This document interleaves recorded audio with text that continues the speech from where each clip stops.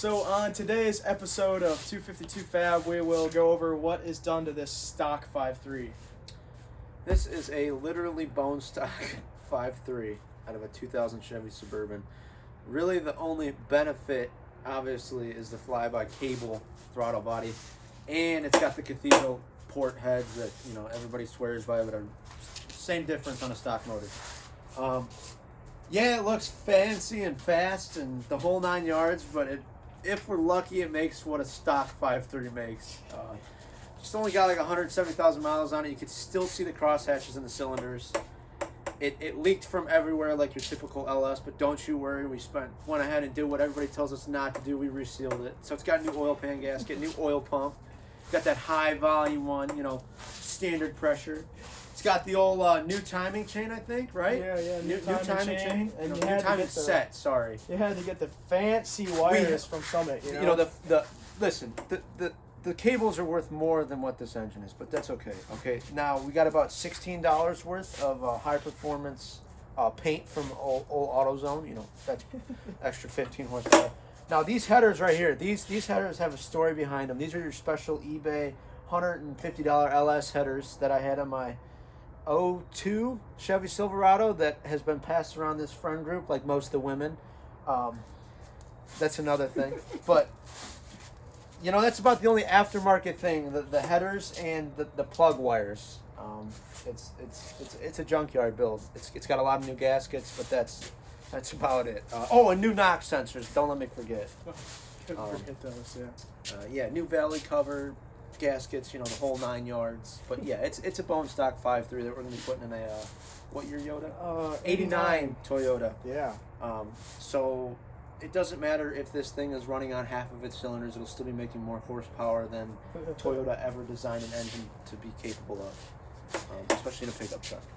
So we are going to bolt on the new clutch and flywheel, everything to get the trans paired up. So I'll just...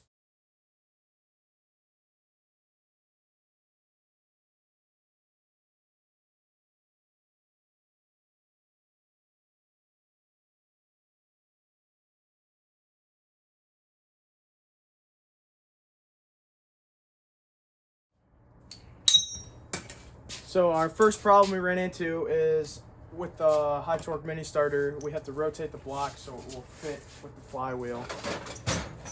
We heard about these problems already with the 5.3 swaps in Toyotas. I don't know why this is a problem. It's stupid.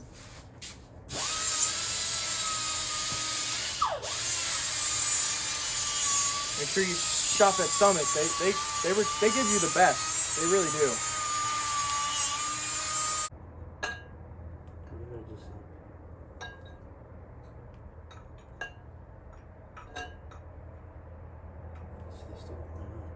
Oh, wait a minute.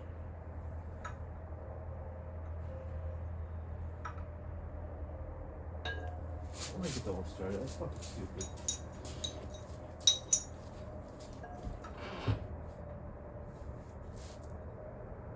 Oh wait. You guys can see this, but these mounting holes are in a perfect line, so to speak. Now, the good old 5.3, if you look, is actually offset. And I just now noticed this. This is going to be an issue. So I'm going to go with, this is probably for a small block Chevy, probably like a 350 or a 305. The type of stuff that like your cousin's, buddies, uncles, brother-in-law that got divorced 6 times has like an old G body with like, you know, bunch of AutoZone or O'Reilly's like performance, like 600 horsepower stickers and glass packs, you know. Not even cherry bombs, like Thrush glass packs from O'Reilly's. But, yeah, holes don't line up. So we're going to have to figure out what's going on there. But I'm going to go with also the fact that you can't use this starter is because of the nose cone. It's not like the high torque mini starters that have no nose cone where the Bendix can... There's no structure to it, basically. At least with a mini starter, you have... When the Bendix does engage, you have structure. So, problem number 1, and we're about 15 minutes in. Yeah, right. It's going to be a good time. Ready. So we have ran into some technical difficulties. So the starter's obviously not going to work. We need to go to Summit tomorrow and return the other one. And we don't want to bolt everything else on until we figure out the starter issue. So that will be it for today's video. Catch you tomorrow.